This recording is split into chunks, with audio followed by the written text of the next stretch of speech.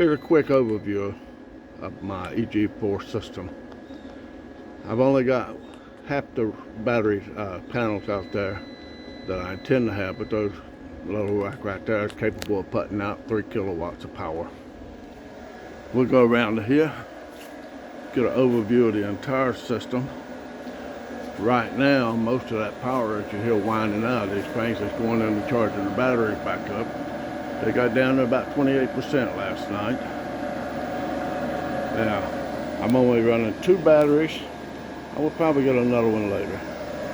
The battery cables themselves are kind of like they are now because I intend to extend them and make them longer so I can push this cabinet back to the back. I have a sub panel here that can be either coming off the grid or coming off the solar, which right now you can see that it's coming off the solar because the grid is locked out.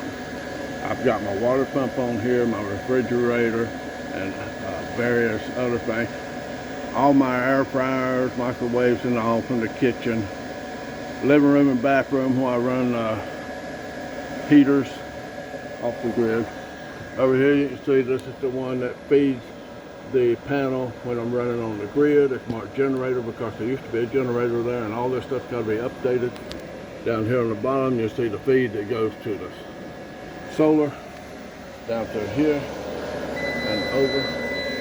And now just a quick shot here. I don't know if you'll be able to see it, but you'll see that we are charging at 17 amps on that one and 16 amps on this one, and it got down pretty low last night, but everything is working like a charm. No errors, no anything. I've actually run the batteries down low enough to where the grid had to kick in and charge them back up. But we've been running about a week now, and this is just off half the solar panels. All I'd say is it's working like a charm. No problems, no complications. Easy switch overs if I need to.